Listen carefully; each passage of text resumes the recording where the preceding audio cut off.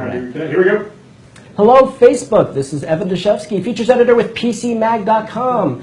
It is the political season right now in the United States, so people are debating Republican, Democrats. We often forget that there are other options as well. Now, one that really caught our attention was the Transhumanist Party. So we're actually going, and who they promised their platform, among other things, is that you'll never have to die. Let's see Trump try and promise that.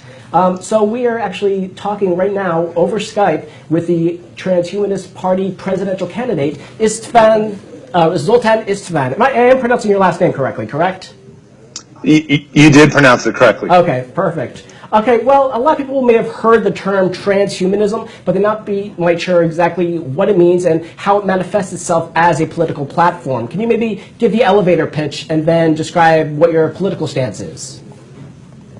Sure. Well, transhumanism is this movement that wants to use science and technology to radically modify the human being and also to improve the human experience. And we centered a political platform totally around it. We basically believe that every single problem in the world can be solved through science and technology. And as a result, we're trying to push politics in that direction. Great. Now, are you actually on any state ballots, or is it purely a write-in candidacy? At this moment, it's purely a write-in candidacy. There's still a possibility we might be on a few state ballots. We had to make a decision early on. Do we spend our resources on trying to get on state ballots or our resources on campaigning and actually spreading the word? We have no chance of winning. Mm-hmm. So, it's what it is. We just want to spread transhumanism. Great. And I'll also mention that you guys can leave your comments on our Facebook page, and we'll also read them live on the air. So do you have a vice presidential candidate, or is it just you right now? Right now, it's just me. We'll probably pick a vice presidential candidate at some point down the road, but we're still at least a few months away from that. Mm-hmm. So we haven't really gone down that path yet. Great. I think it would be fair to describe you as a techno-optimist. I would describe myself as that as well. But is there any fear of techno-romanticism, where you think things are going to be better than they are? Or, for example, a lot of futurists from the 80s and 90s thought that the year 2016 would be a certain way, and a lot of those things didn't even come true. And Ray Kurzweil gets a lot of credit for being right a lot. He's also gotten a lot of stuff wrong. So do you think that we are being too optimistic with technology, or your view of technology? Well, us futurists have that habit of being too optimistic, and sometimes we're wrong. But I think that's kind of just part of the process. We really do embrace science and technology. We're cheerleaders of it, but we also have to understand that some things can go very wrong with science. And at the Transhumanist Party in my campaign, we do try to ask ourselves, to be skeptical about some of the things we're talking about, whether it's AI or designer babies or even the CRISPR genetic editing technology. This is all very loaded stuff. It's very controversial. So we have to be very careful with how we promote it. But at the same time, we're generally optimistic that the future is going to be a very wonderful place because of technology. Great. Now, one of the big promises that you talk about is a vote for you is a vote that you'll never have to die, that's a great promise. Well, let's say, so you basically see that happening through uploading our minds or through kind of tapping the genetic code that we'll never have to die. What do you think? How do you think that would come about? Well, there's a number of ways that people can live indefinitely. And, we never say we want to live forever. We just say we want to overcome biological death. And, most people die because their organs fail. So organ replacement through robotic organs, bionic organs, would be, for me, the number one thing. Heart disease kills basically 30% of everyone you know. Mm-hmm. So if we could come up with a robotic heart, which is the holy grail of medicine, we could, solve a huge amount of people dying. And I think the same thing is with genetic editing. If we could change the way we age to slow down the aging process or even stop it entirely, well, that would be a great boon. Mm-hmm. And, basically, all these technologies are converging at the same time. Robotic hearts will probably be here at a consumer level within 10 or 15 years. So will the ability to probably genetically stop aging. Mm-hmm. And at the same time, we even have crazy things like mind uploading, uploading your consciousness to a computer. Now, that's further away, but it is still something that transhumanists think about, and hopefully, they are also working on it. Mm-hmm. Well, I, for one, don't want to die. I would say that most people don't. So that's the ultimate populist message, if you will. We do have a question from Facebook. Social Pete. So Someone's asking, what's the transhumanist position on climate change? Is it something that we have to worry about, or do you think that technology is just going to be able to fix it? Well, we definitely believe in global warming. We definitely believe that humans have hurt the planet. I started my career in National Geographic, so I've... This is live TV, folks. Live TV, folks, I apologize. We're doing this over Skype from a different side of the continent. What's that? Oh. But I do believe that the making the planet pristine again will be best achieved. Meatless meat is a great example of a technology. The audience actually didn't hear a lot of that answer. I heard the tail end of it, but just to surmise, I think you said that you believe that technology will be able to solve the problem of climate change. Would that be a summation of what you just said?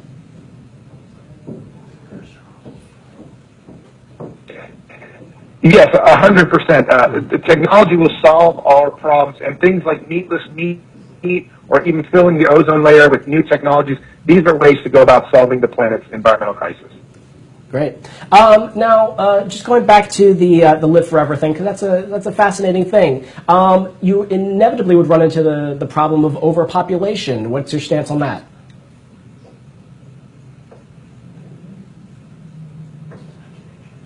Well, this is the number one question I always get asked, is about overpopulation. If everyone lives forever, of course the planet's going to become overpopulated. The idea here, though, is that the planet can handle a lot more people than we have, perhaps even double. But we need to improve the technology with how we distribute resources, with how we feed ourselves, with how we live in general.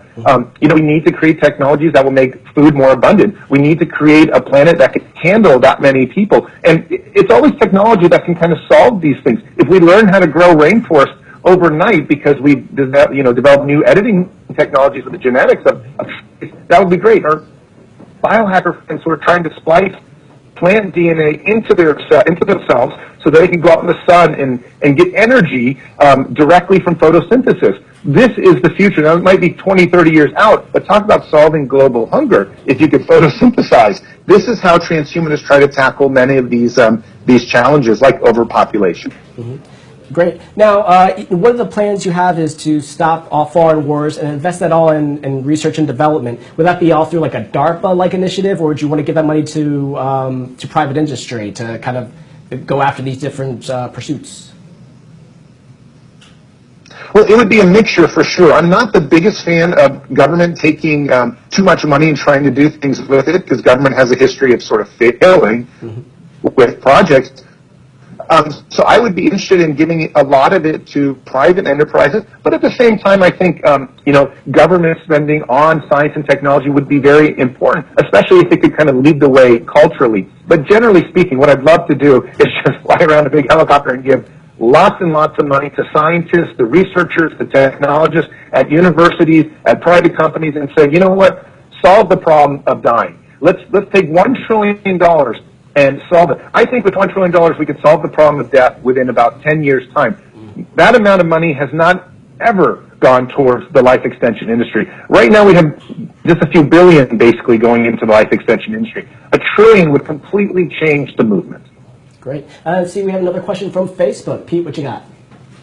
So I was wondering, when we're talking about avoiding biological death, when do you think that would actually be a scientific possibility? Like, how far away are we potentially from that?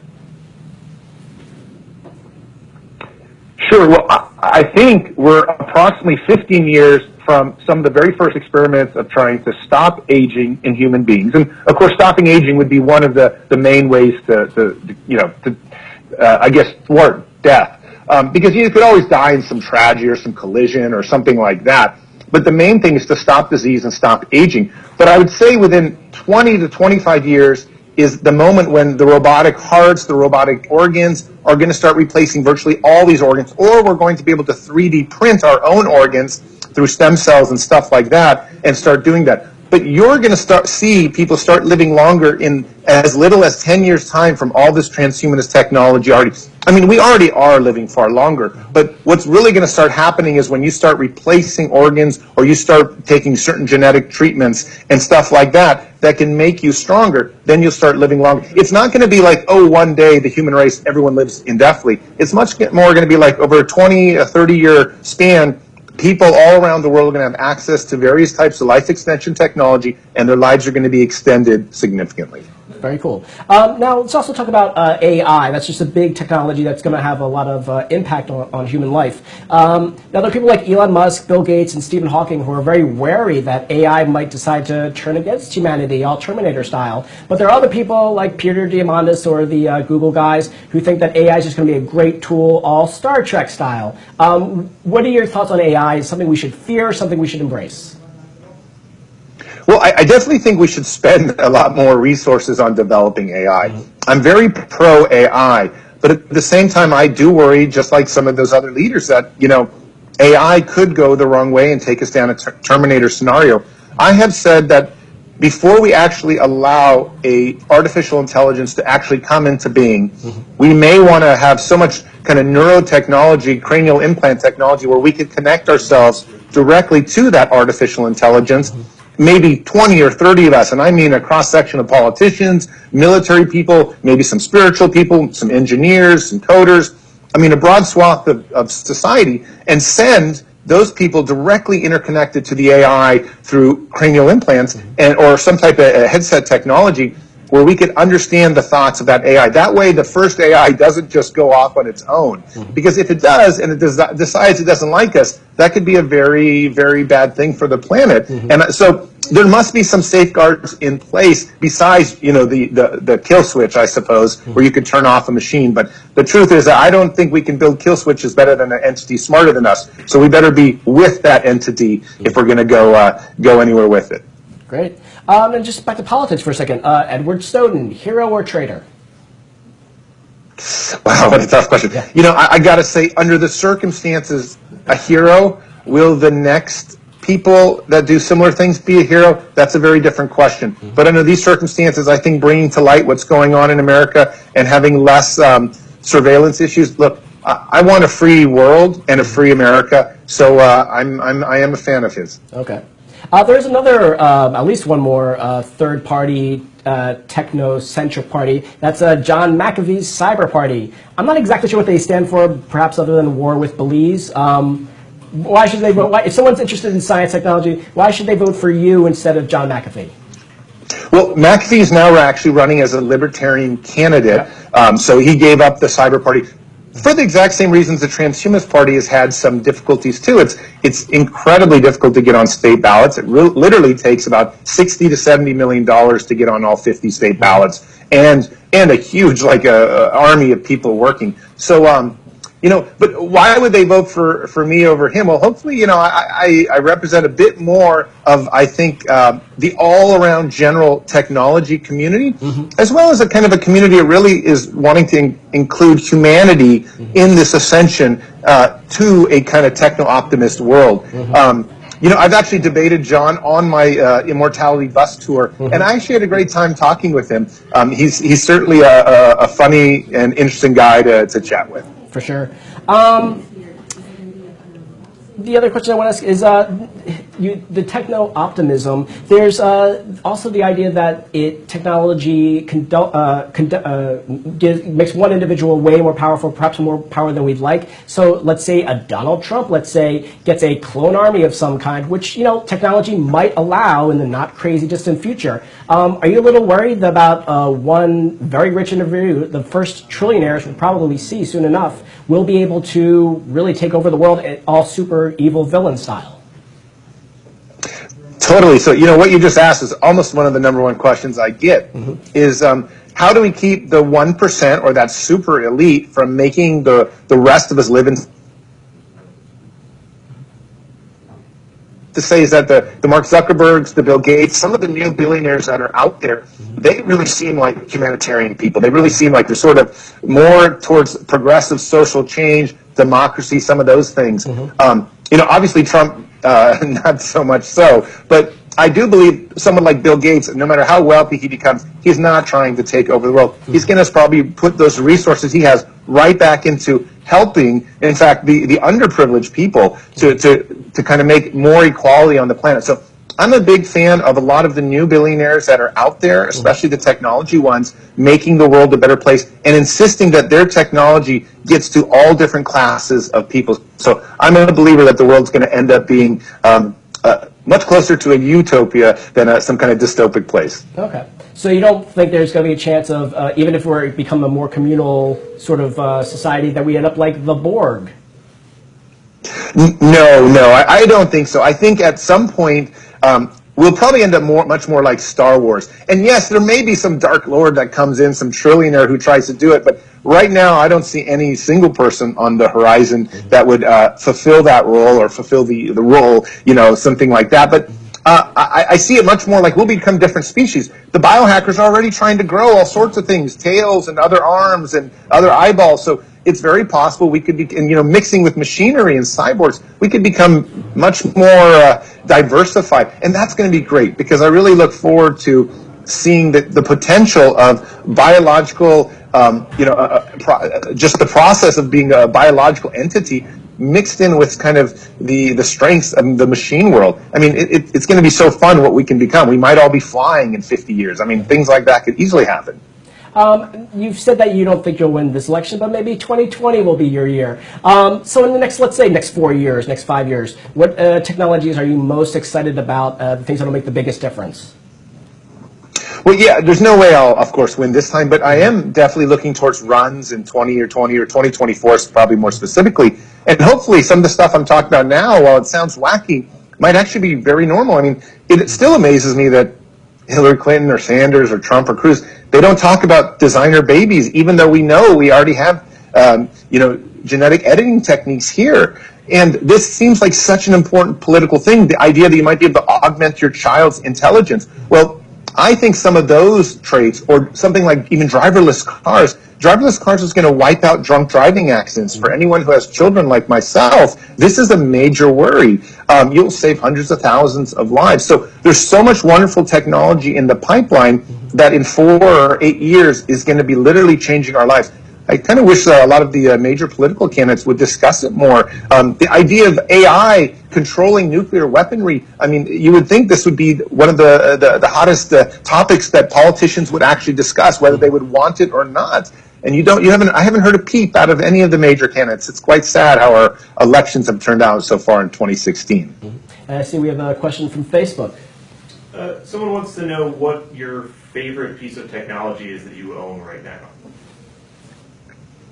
So I have a mechanoid robot. It was part of my bus tour. It's about 4 feet tall. And it does like 1,000 different things. And it was only about $500. I kind of bought it just to have a robot on our bus that was sort of tall. But what's interesting about it is it does all sorts of things like teach my kids kung fu tricks. And you could like say things to it and it says things like, there's a basic amount of AI programming in it that you can get it to kind of respond to you. And I have a 5-year-old daughter, it's amazing. And it's really inspiring her to think of things outside of the realm of just being human beings. What do robots do? And can they teach them mathematics? I think probably here in 2 or 3 years, everybody having a personal robot will be something that will be very, very normal, especially in terms of, safety. There's like 20 manufacturers out there that make robotic guard dogs, and they're all designed for the same thing, to guard. It's amazing how far this industry has come, so I'm really excited about the robot that I have. So you have young children, as do I. I'm just wondering, what do you hope for them, or how do you prepare them for an economy where robots and AI will take over a lot of the tasks that humans do now, and for a world where they take over a lot of things? Like, how do you even begin to kind of prepare them for that world? Well, in my campaign, we support a universal basic income because we really don't see any way that you can stop the robots from taking jobs. They just simply are going to be better than human beings and cost a lot less. So what I'm trying to create with my 2 daughters, I have a 2-year-old and a 5-year-old, is to teach them to be, creative. And the truth is they might never, ever have to work, just like they probably won't ever have to drive.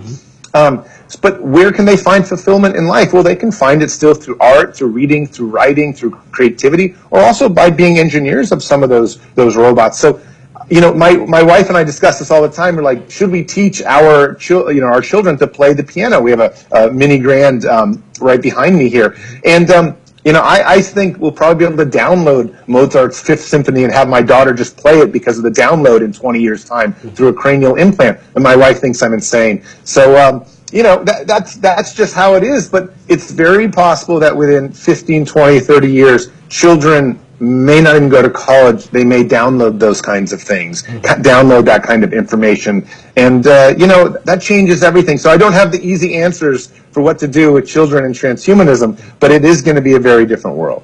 All right, one final question. This came from senior analyst Max Eddy over Twitter. Is the desire to live forever inherently selfish? So the answer is yes, it is inherently selfish. But the word selfish, at least as I know it, doesn't need to be a negative thing. Generally speaking, we all come into this world and we're bound by our biology and our DNA structures, and that DNA structure wants to survive. And survival is at the very core of our genetic basis. So unless we change that, through CRISPR technology or something, we're always going to strive for that. So I don't think we need to fight our nature. Maybe living indefinitely is something that is fulfillment of everything that we stand for. So even if it is selfish, it can still be a very good thing. But especially as a father, I feel very strongly about living indefinitely because it's not just myself living indefinitely. It's also my wife, it's my children, it's my parents. I mean, it's my friends and family and my country people. So, living indefinitely is also really about the tribe, about the family. So selfish or not, I think it's a very positive thing. Great. Well, actually, we have another question from Facebook. Pete, what you got? Okay, one final question. Someone wants to know, if robots take over our jobs, how will people get money to pay for their stuff? So I'm, a supporter of this universal basic income where basically every single person in America or on the planet, depending on, how it's structured, would receive a certain amount of money to live, enough to feed yourselves, to house yourselves, to clothe yourselves. The basics are covered. Now, of course, on top of that, you can work if you want and make tons of riches and reach the American dream. But I do believe that with robots taking all these jobs, and I do believe 90% of the robots will, I do believe 90% of jobs will be taken within 30 to 40 years, essentially. We need something like that to keep people from revolting because you can't just take robots, you can't just take jobs away and not give them something back. So a universal basic income is almost an inevitability, no matter what party you're in, to keep people satisfied and not revolting. And just bear in mind also that in addition to robots working for us, we're also going to have robots in our household pampering us, cooking us dinners, doing our laundry. So the entire robot revolution is really not just about losing our jobs. It's actually about this kind of new sense of luxury that human beings are going to have. And I think it's something that people are probably going to very much embrace when they actually think enough through it. Say, wow, it would be nice to have a robot do everything for me. And then I can concentrate on learning the guitar or, becoming a surfer or whatever it is that people want to do. So I think the whole robot revolution is definitely a two-sided coin. But it's going to give us a lot of free time. And for those of us who work a lot, free time is a true luxury that I wish I would have more of. Great. Well, Zoltan, thank you so much for joining us. Thank you, everyone, for tuning in. Keep the discussion going in the comments section, and we'll see you next time. Thank you.